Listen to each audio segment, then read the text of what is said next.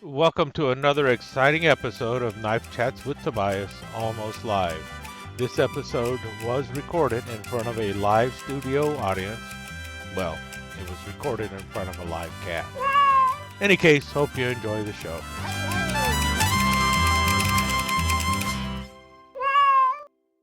Excuse me, is this the kitty show? Are we trying to do the kitty show today, huh? I'm trying to do an almost live here. You want to get down? Do you want to get down? I'm really, you're right in the middle of the shot, kitty. Almost gave you a real name out.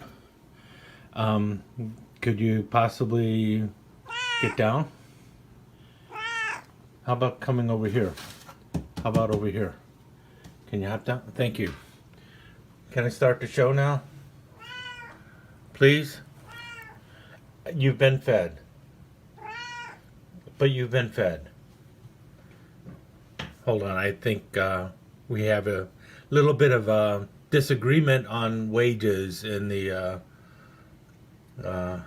cat production team. It would appear I placed her bowl down backwards, and so I had to go turn it around so she could see the other food in there. Anyway, welcome to Almost Live. I think what I'm going to do today is start by looking at the knife that I said I'm going to be carrying every day for this year. Actually, I said I was going to be swapping it out every other week. So I'd carry this one for a week and then carry a Rough Ryder large toothpick that I had been carrying for a while for a week. But I've actually been carrying this one ever since I made that video. So I've been carrying it for about 6 weeks now. And I have been cutting up a lot of cardboard, probably at least 2 cardboard boxes a day, I would say, and then opening 3 or 4 envelopes a day with it. So mostly it's just been paper and cardboard, but I have been also using it for cutting up meats and cheeses and things of that nature too. So that has also happened, and a few other odd tasks now and then. And the real question is how is that blade edge going to hold up? And well, let's take a look at the blade edge. If you notice, it really has not changed much. The only difference you see is there might be a couple more little spots showing up through here. Let me grab another knife. As you can tell, apparently I need to turn her bowl again, but I'm not going to. You see those little dots there? I think some of them were already there, but some of them might be new. You can also see a few scratches showing up on the blade. I have honed the blade a little bit, but I have not sharpened it, and it's holding up its edge pretty well. And here's the one of the ram horn marble toothpicks that has not been used at all. You can see kind of the difference, and well, quite frankly, I think the blade edge has held up pretty well for the first 6 weeks or so. We'll see what it looks like later on. I will periodically break this out and show it again, usually during an almost live, so you can see how the blade is progressing, or the blade edge is progressing. Otherwise, still just as tight as it was when I first started and everything else. Same snap and everything else. Like I said, all I've done so far is honed it. I have not really sharpened it, but I've honed it 3 or 4 times. Anyone who cuts up a lot of cardboard knows that cardboard is really rough on blade edges. But the etch on the blade is holding up well, and so is the edge. So that's the update on the Marbles Ramhorn large toothpick as an EDC. Again, it's not doing anything really difficult or hard, but for your typical everyday carry that most people encounter, which is basically, really these days it seems like it's cutting cardboard or something like that.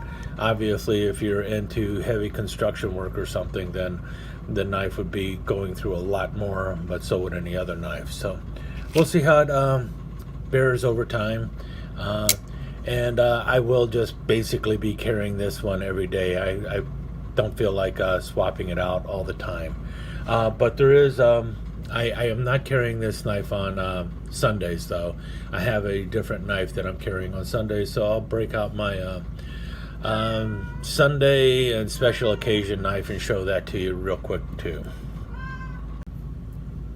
I figured I would break out a large toothpick from the Stoneworks collection and use that for my Sunday go-to-meeting toothpick. Yeah, I know most people go with a small knife for Sunday, but I wanted a knife that I could actually still use if I needed to, and I was able to snag a second Stoneworks large toothpick in a eBay bid. Got it for a decent price and said, what the heck? Just go ahead and carry that. You've always wanted to carry one anyway, and you do occasionally carry the one in the collection, but now you can carry one all the time. So this is my Sunday and special occasion carry now. A large Stoneworks toothpick. The centerpiece here on both sides is a slab of abalone, and then you've got what is it? Bloody Basin jasper, yellow jasper, and then the turquoise for the synthetic stones. And then, you know, the kind of fancy top bolster there, and your standard Rough Ryder powder horn bolster on the bottom with the triple rings going on. So those are the toothpicks that I'll be carrying throughout the year at least, and this might remain in that collection for the most part. And the cool thing is at the price that I paid for this, I will have no problem using it or anything else. And you know, most of the time you got that Sunday knife that is really, really nice, and you really don't use it. You just have it in your pocket. But this is one that I'm not going to be afraid to pull out and use. So if I need a knife on Sunday, I got one now. That brings us to another knife here that I just recently won on eBay. And you notice Wall Drug. And this, I saw this in the picture. I'm a big fan of Wall Drug, first of all. I know a lot of people don't know what Wall Drug is. Basically, as you can see here, it was founded in 1931. And what Wall Drug is a basically probably the world's biggest tourist trap. But it is also a part of Americana that is slipping away from us these days. It used to be when you'd go on a road trip or something, you would be going down the different places and seeing the different sites and stuff, especially down Route 66. Well, Wall Drug is actually up north in South Dakota, and it's located right off of I-94. Well, a little bit off of I-94. In any case, as you can see, it was founded in 1931. It celebrated its 80th in 2011, and that's when this knife came out. And the thing with Wall Drug is they basically began the whole thing with where you put those signs on the side of the road that say Wall Drug, another 27 miles, visit Wall Drug, 121 miles away, and all those other things. And it was so popular that during World War II, American soldiers would actually post signs when they were at a headquarters or something, and they would give the distance to Wall Drug from wherever they were stationed at. It continued on into Korea, and I believe it even happened in Vietnam. So you'd see these signs, you know, somewhere in Saigon that would say Wall Drug, and then it would say another, you know, 1,500 miles to Wall Drug or something like that. And they actually sell you postcards at Wall Drug so they can bring it home and you know, and determine the distance from your home to Wall Drug and stuff of that nature.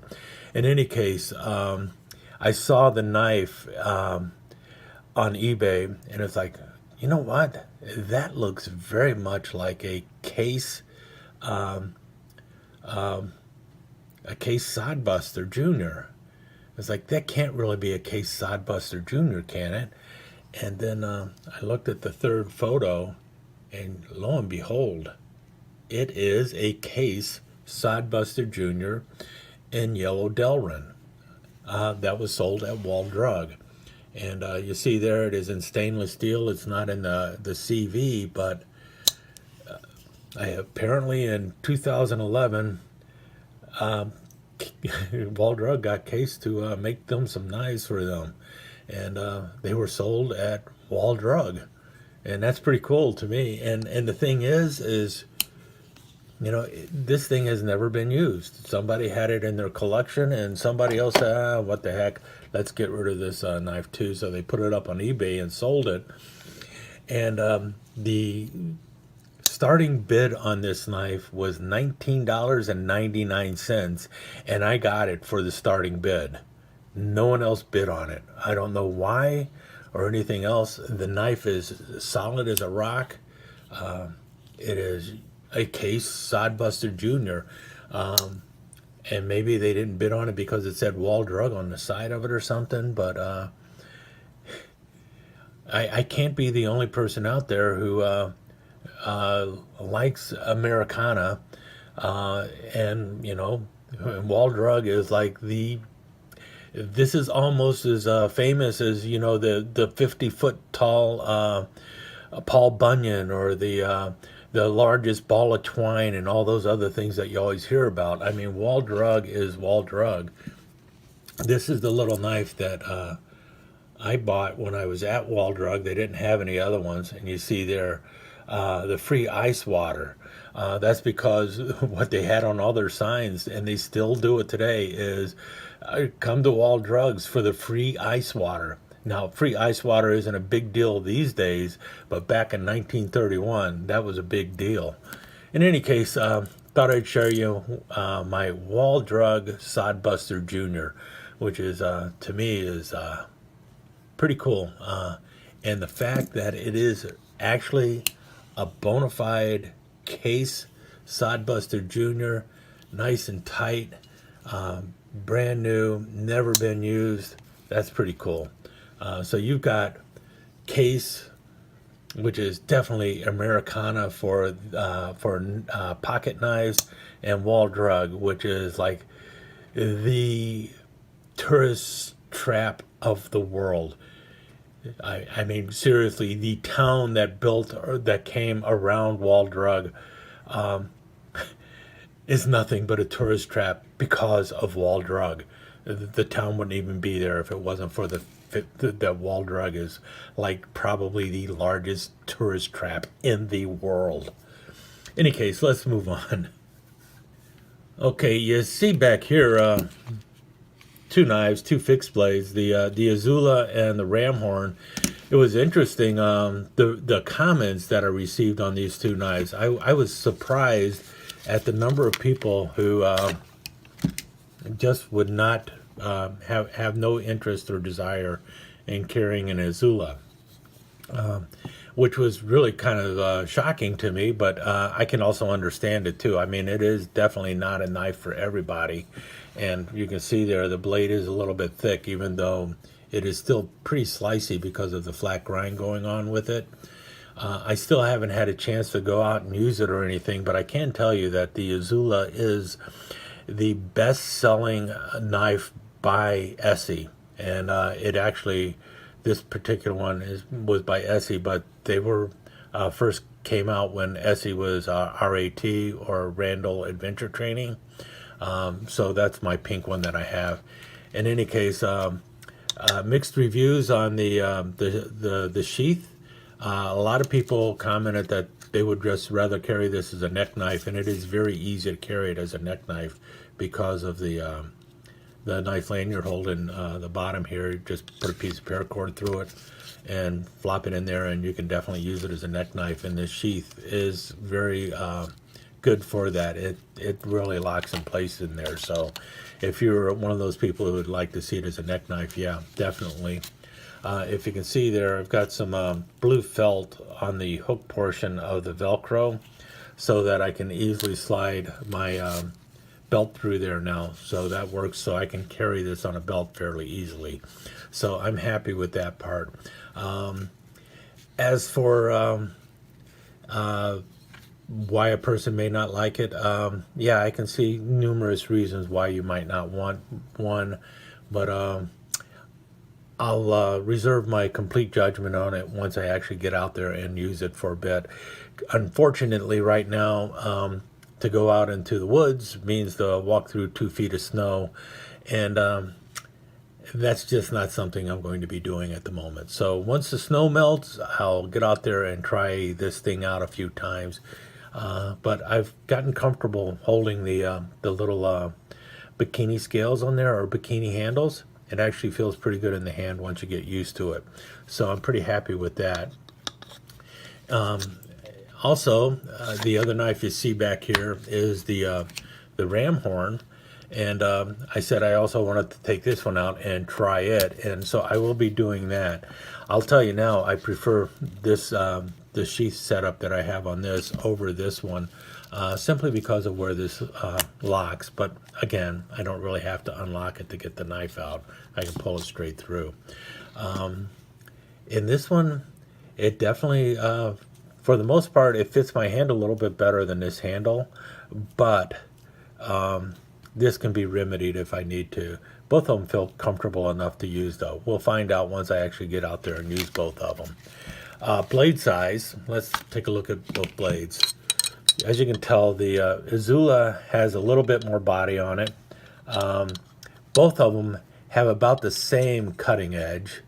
Actually, the Steel Warrior SW101 has a smaller cutting edge, and it's also got a different grind going on. It's a hollow ground blade, so we'll see how the two of them function. This one I have a feeling is more designed for a little bit of bush crafting, so I think it'll handle wood and stuff like that better. But this one would be much better at skinning an animal or something, but I think both would work for either task. We'll know when we get out there. Difference in blade steel, 1095 with the black oxide coating. A lot of people also commented about the black oxide coating, that they didn't like it because it looked like the blade was already beat up. And that was actually one of the major draws to it for me, because you're not going to tell that it's been used a lot, because it already looks like it's been used a lot. This one is going to show every scratch because of the mirror polish. This is a 440A stainless steel. It is hardened to 56 to 58. This is, like I mentioned, 1095. It is hardened to, I believe, 55 to 57. Both of them are sharp straight out of the box. No complaint there. This one guaranteed for life of the knife. So if I pass this on to my son and he breaks it, 50 years from now, if ESEE is still around in 50 years, according to their current warranty and everything, send it back, they'll send you a new one out. This one is, well, not guaranteed for life, but I have a feeling it's going to hold up pretty well. 440A stainless. Another thing to consider with the two knives, this is 440A stainless, which means it is definitely a food grade safe steel. You can definitely use this one in food prep and everything.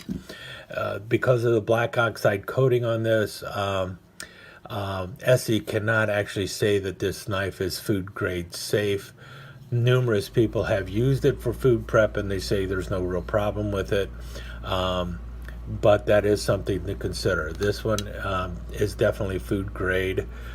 This one is not necessarily food grade, so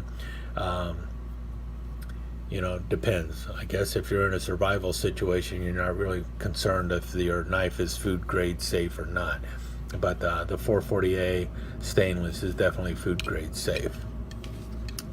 Okay, enough about those two knives. Let's move on to something else. And once I actually get out there and have an opportunity to use both knives, I will bring them back out in an Almost Live and tell you a little bit about them.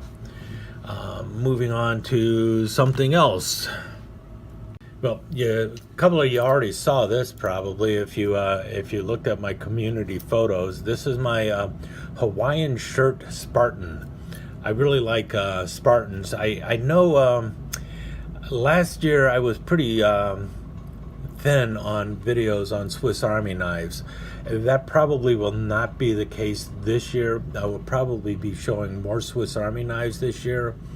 But the main reason I haven't done a lot of reviews on Swiss Army knives is because of the consistency of a Swiss Army knife. And my thought is that most people know about Swiss Army knives. They know what kind of steel is in them. They know everything about them that they can think of. And the thing is one of the reasons they know that is that it is so ubiquitous. It's been around forever, and the standard of the build, the quality of the build, is probably the most consistent of any knife company ever. A Swiss Army knife built 20 years ago is going to have the same build quality, it seems, as a Swiss Army knife today. Now, among Swiss Army knife aficionados, they're going to say, no, the blades were thicker and blah, blah, blah, and all that other stuff. Some of the same complaints that you hear from people talking about case knives and stuff. But when you get to the build, like, is there any wobble in the blade? Well, no, it's just like it was long time ago. Have they changed the blades on you? Well, yeah, a little bit. This blade used to be a clip blade 50, 70 years ago, but otherwise it's been a pin blade for the last like 70 years or so. You got the corkscrew on the back. Yeah, it went from 5 to 4 turns, and then there was a groove in it. Now the groove isn't there anymore. But you know what? It's the same corkscrew pretty much for since the 1980s. So 40 years or so, this corkscrew has not changed. And the build quality is the same as it was, 100 years ago. Still as solid as can be. Did they add a hole so to turn the reamer into a sewing punch also? Yeah, they did that, but they did that how many years ago?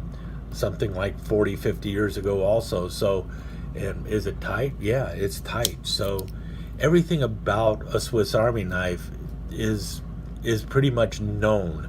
You know what kind of steel it is in there. It is not the highest quality steel, but for everyday use, it's solid.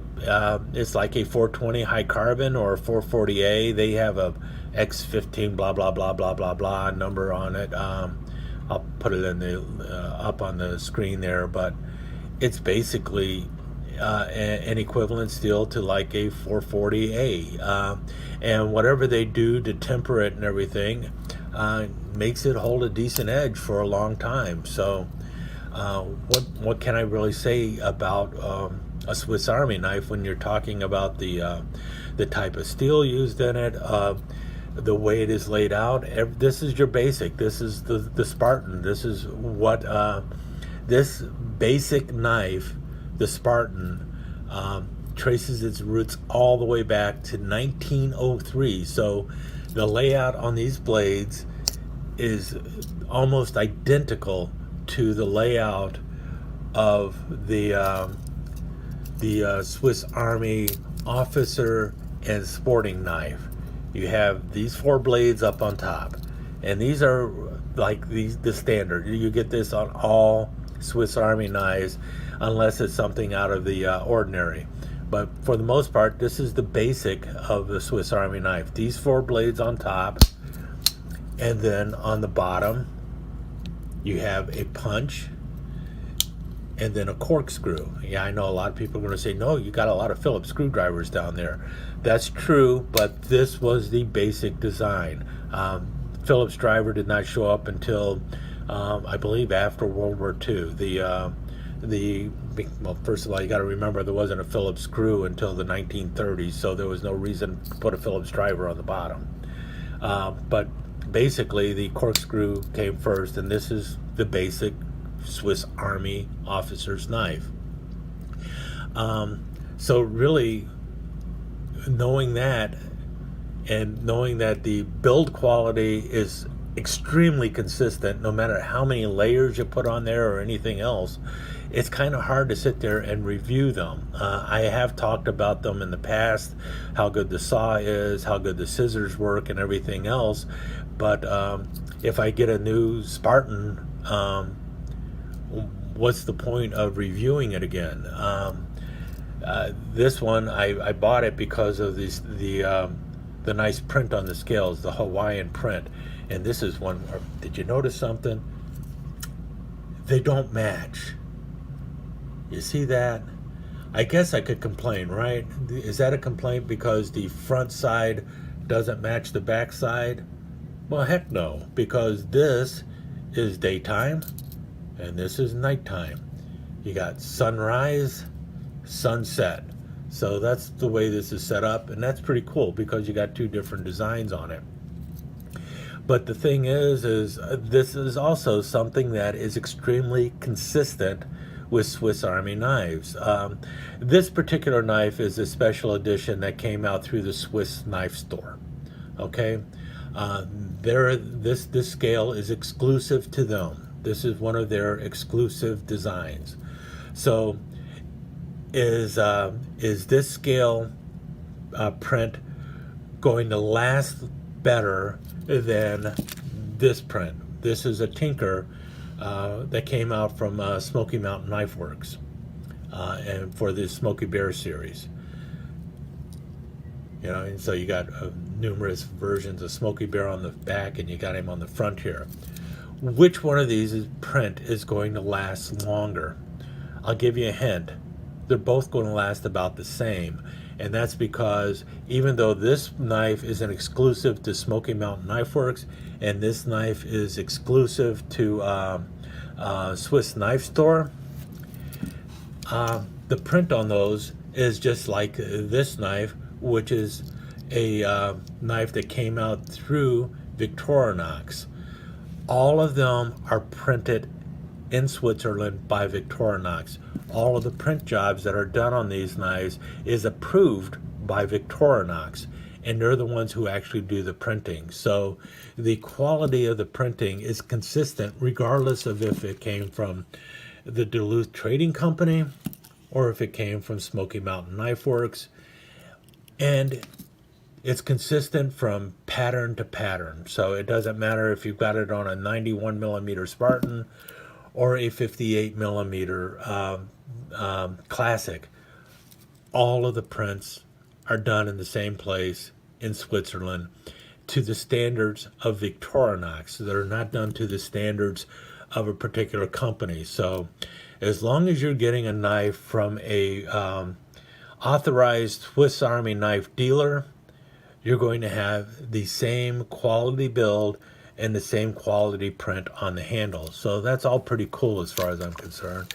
And so what I think I will end up doing with my Victorinox knives is I will probably, when I have a new pattern, I will talk about the new pattern that I have. And a pattern that I haven't shown before, I'll show that, something like that. But I'll probably save it up and do 2 or 3 Victorinox knives at a time. And if I just have something that shows up with a new cool handle, it'll probably show up in an Almost Live or something like that. So you're going to definitely see a lot more Swiss Army knives this year.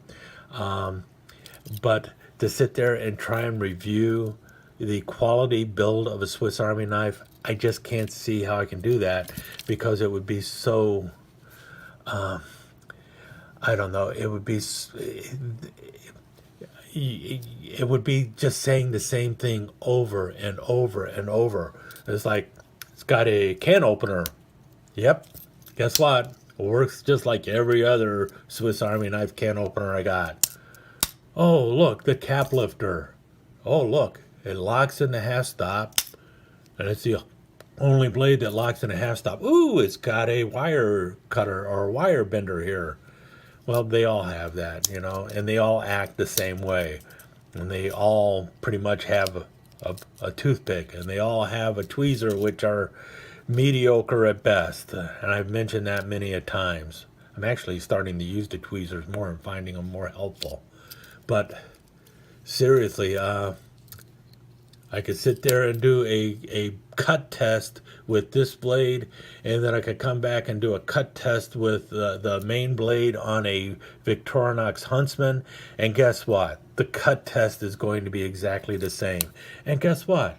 No wobble in the blade. It's all going to be the same. So it'd be saying the same thing over and over and over.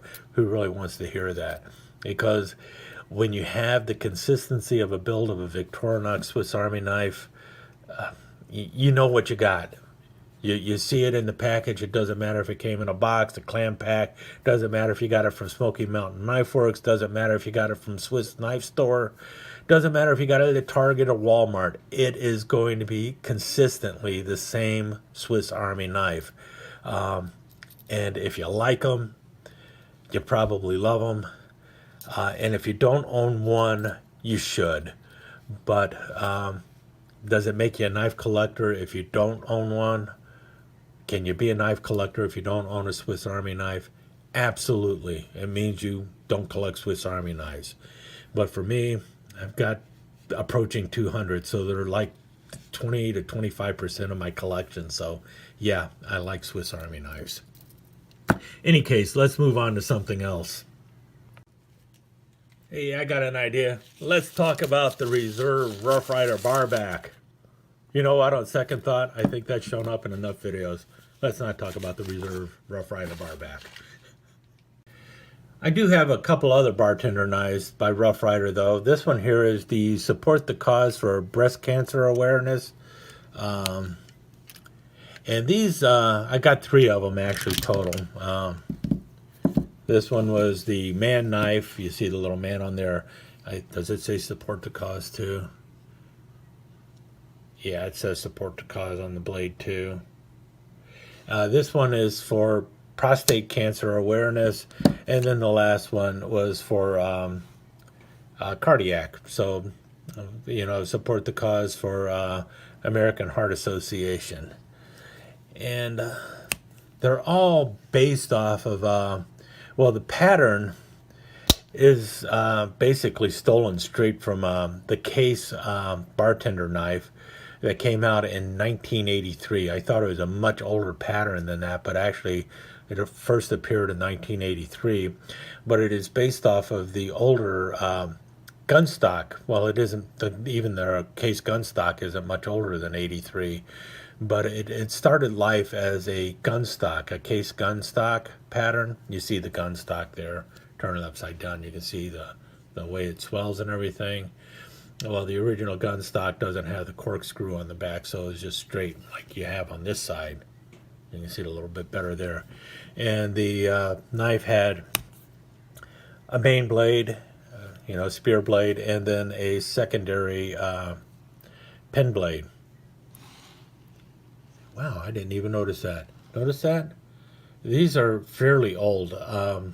They're good 10 years old at least. Got a nice swedge on the blade there. I didn't even notice that before. I really need to pull these out more often and look at them. Yeah, the swedge on the top blade is on both sides. On the pen blade, it looks like the swedge, oh, the swedge goes the whole length of the pen blade on the back side. You notice that? Goes the whole length. But on the front side here, or on the pull side rather, it's interrupted by the long pull on there. But those are the 2 blades, the 2 main blades you have on it. And then you have back on the side here is a blade for, it's a label cutter. This is for cutting the labels on wine bottles and champagnes and stuff, so that you can get the cork out a little easier. And then obviously you got the corkscrew on the back side here. 4-turn corkscrew, about 1.25 inches long, to get into your cork and obviously pull the cork on the wine bottle. As a bartender tool, well, it's great for wine bottles, and you got blades for cutting garnish and stuff, but it's lacking a cap lifter. It would have been nice if this would have been a cap lifter blade instead between these 2 blades, or if they would have pulled the pen blade out and put a cap lifter in the place of that. And actually, hold on just a second. Let me bring over my Camilla's Bartender Trapper, because it's got this funky blade on there, which has a cap lifter and a little pen blade, and I bet you, yeah, they could have thrown that blade in there. It's about the same length. That would have been pretty cool, with the cap lifter acting as the kick on the blade and everything else. So they could have, if they ever come out with this bartender knife again, that's what Smoky Mountain Knife Works should do. They should swap this blade out for this blade. The swedge was nice on this, but you don't need the swedge. You need the cap lifter. That would be pretty dang awesome if someone were to do that with a revised version of the old case. I think this is the 130 pattern bartender knife. Replace that blade with this blade, and that would be absolutely stunningly awesome. Otherwise, just thought I'd bring those out because, quite frankly, Rough Ryder has made some decent bartender knives. The barback was not one of them. Okay, let me move these over a bit. As long as we're talking about Americana, let's break out the Riders of the Silver Screen, also by Rough Ryder. I bought it for, you know who, Red Ryder, and I got the Red Ryder knife in this series. Doesn't have a picture of just Red Ryder on the box, but I bought it because I really like the box. It is one of those magnetic boxes. I use it for a display thing.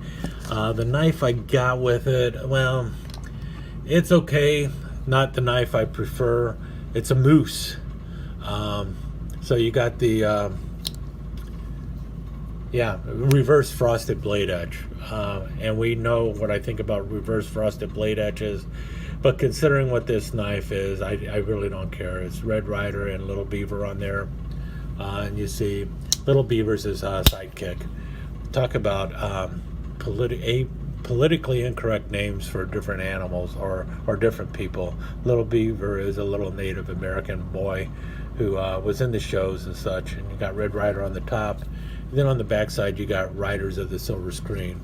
Secondary blade on here is the moose blade, and it says Riders of the Silver Screen on this side of the blade, which I guess that makes sense if you're going to display the knife. You got Red Ryder, Little Beaver, Riders of the Silver Screen. What I don't understand is, I guess that makes sense. That's the only reason it makes sense, because I would have expected to see the edge on this side. But I wish they would have put the Riders of the Silver Screen edge over here and put Red Ryder and Little Beaver over here, so that Red Ryder and Little Beaver, which is the front side of the knife, is the whole reason I bought the knife, and it's in much smaller print. Also, the thing is now you got Riders on the Silver Screen in the back, but you don't have the blade edge back there. I don't know. Anyway, that was their decision on making it. That is the moose that I got with it.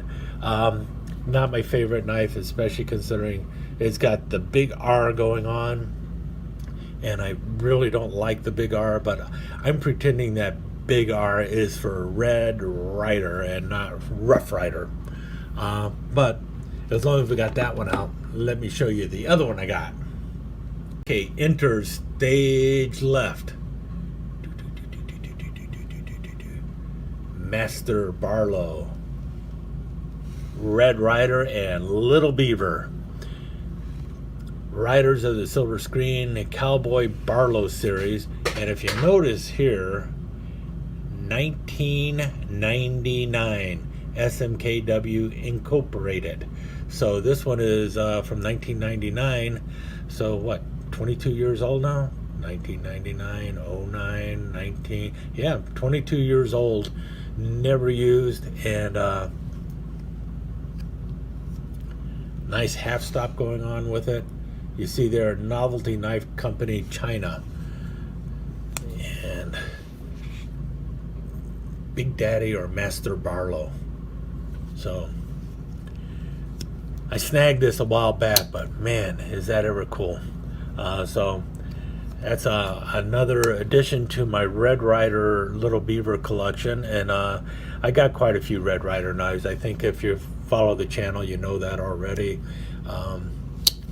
But I haven't shown these, so I thought I'd break them out in this Almost Live and let you see them.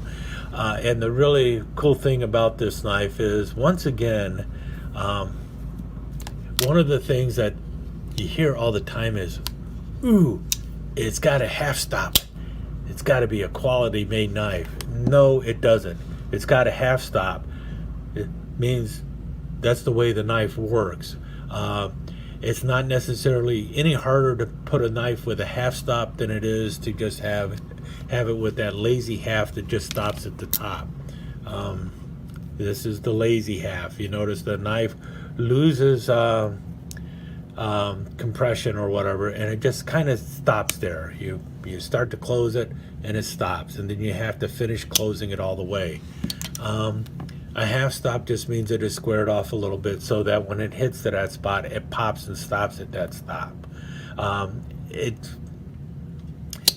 don't think it's necessarily a sign that the knife is a better quality knife or anything else, because let's face it, this at the time was probably a $5 or $10 well, plastic handled inexpensive knife. This is not, you know, an expensive knife simply because it has a half stop. It just has a half stop.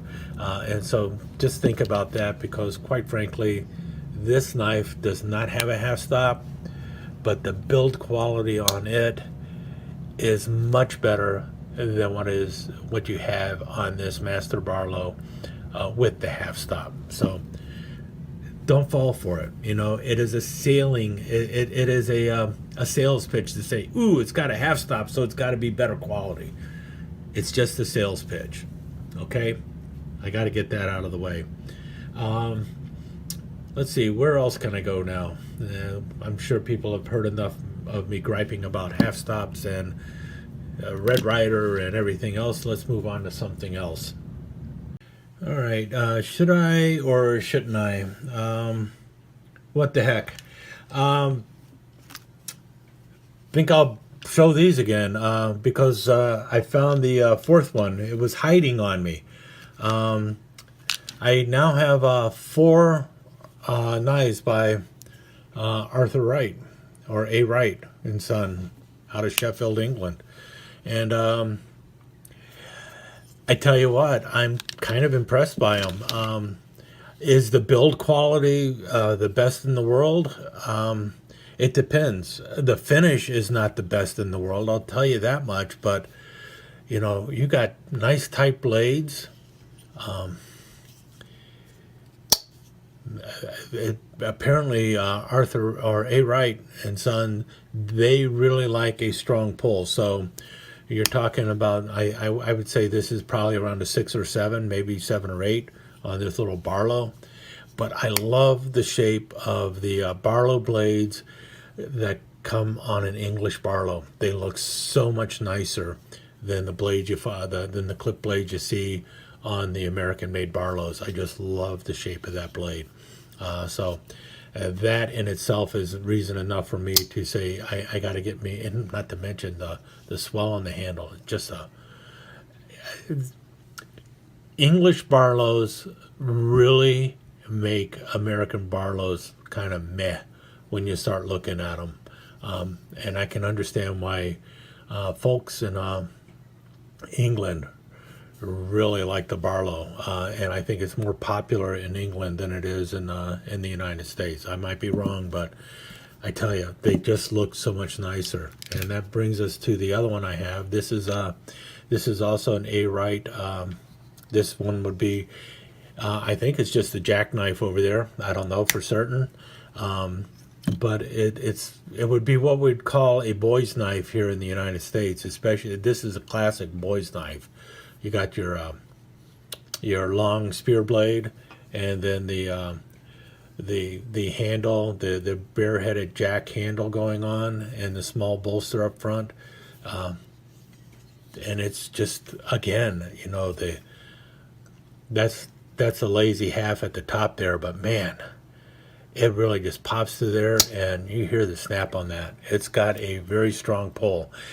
I think one of the reasons the English have such strong pulls on their knives is so that they don't run into issues with people saying it's a one-handed opening knife.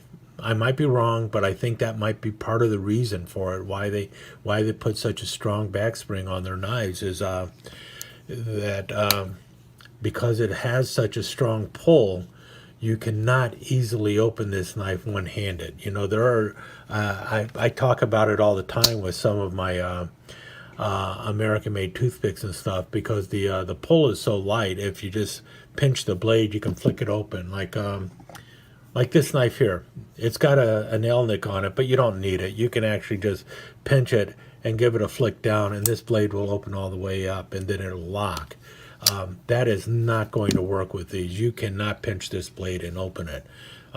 Even if you had like if you attach one of those assisted devices so that you can pull it out, get your thumb in there and pull it out a little easier, you're still not going to be able to just rock that blade around with one hand easily. So I think that's why they have such strong pulls. And here's the lamb's foot, built on a chunkier handle than the boy's knife. So this is definitely more like the other knife I have over here by Wright. But it is, you know, again, a bareheaded jack style knife, but this one is a lamb's foot, and again with a very strong pull. But boy, does that fit nice in the hand, and it's got a nice finish to it too. Yeah, it's not fancy or anything. Nice wood handles. From what I understand, this is like their entry level ones. They have ones that are mid grade, and then they also go higher. But I tell you what, these entry level knives with this, you know, I tell you one thing, the lockup on the blade, they definitely put, you know, the centering on the blades, they put case to shame. They have such a strong lockup. There is absolutely no blade wobble whatsoever in these knives, and centering is pretty dang good compared to a lot of the case knives I have. All I have are single-bladed Wright Son knives so far. And this is the first one I got. I got this one a long time ago. And you can see, well, you got a gap here. Like I said, the finish isn't the world's greatest. Notice the way the sanding is done here. This sanding is further back than on this side and everything else. You got a bulge going on this side, so the wood is not evenly spaced or anything, but none of that affects the functionality of these knives. This was not a knife made for the collector. This knife was made for the user, and it's a really nice hawkbill. I don't know if they could actually sell this one now in Canada. Maybe my Canadian friends up there can tell me. I understand that they're having major issues with knives being imported into Canada that don't have a nail nick. If they don't have a nail nick, then they start becoming problematic. I think it also has to do with how far open the blade comes. If you can get the blade to like half point and then flick it open, then they're going to steal it at customs and not give it to you. That's what I understand. I might be wrong. Maybe my Canadian friends will tell me, but I know that you got a much better chance of getting a knife shipped to Canada if it's got a nail nick, and then it's got to have a nice strong backspring so that you just can't flick it open. So I believe that's the case. Canadian friends, please correct me if I'm wrong. But Wright Son, these knives, you got to rock it all the way around. So I believe these would be easy to get to Canada, but this knife, well, it's got a backlock going on for it, and you can definitely flick this thing open one-handed if you needed to. So this one, well, besides the backlock, The blade length is fine, but everything else about it makes it hard to sell in a lot of other places other than the United States. But these things, man. Yeah. And this is a proper type of hawkbill blade. This is the type of hawkbill blade that I prefer. I think I've mentioned that before. And this is, here's my Hibbert. This one Hibbert. Yeah, Hibbert. This one had one of those really long hawkbill blades, but after constant sharpening, you notice that it becomes flatter and flatter to the point where it's almost like a half hawk now. And that's because, well, as you sharpen your hawkbills, that's what happens to them. This one has already got the proper shape so you can easily use it. And then you got the ginormous pocket filler hawkbill blade, which, well, you can see the difference between the two. That really, when you look at the cutting edge, it really is not that significantly more, but it's much harder to sharpen. And, well, let's just compare.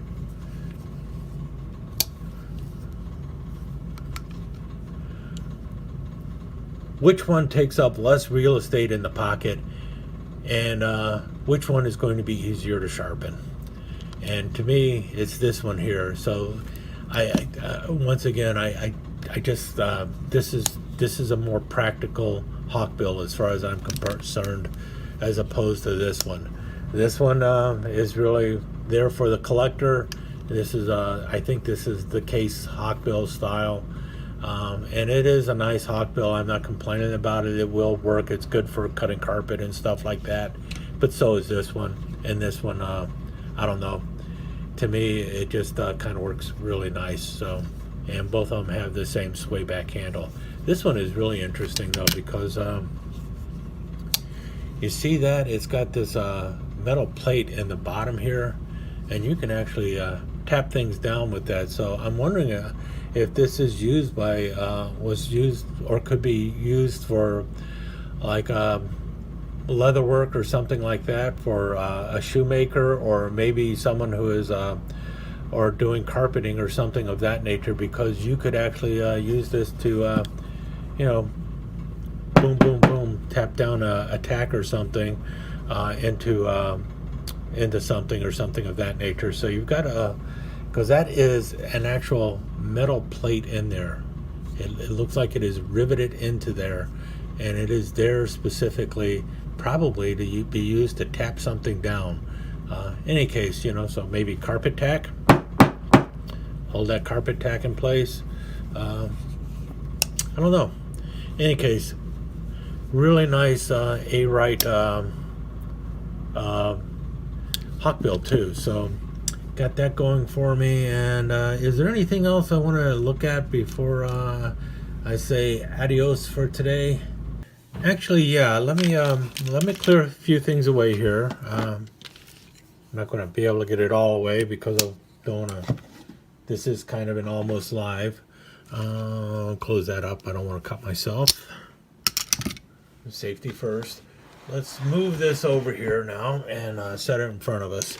This is the box that I refer to often as my box of junk knives. Notice I've wrapped a few things up in here anyway. And people have commented, why are you calling the knives junk? You know, you shouldn't be calling knives junk and everything. Well, it's just the name I gave the box of junk knives. This is really, there's, I am one of those people who think, you know, one man's junk is another man's treasure and all that other stuff.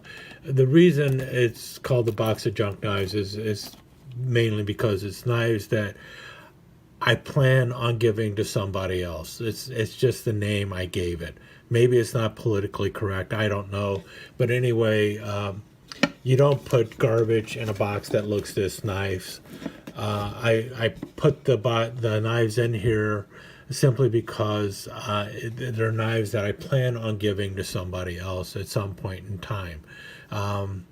I've already, if you notice, the layer is lower now, but that's okay. I've got more knives to put in there. I've got an entire 2 drawers in a buffet that are nothing but knives that I plan on giving to somebody eventually, and that's why these knives are in here. It isn't because they're garbage or anything.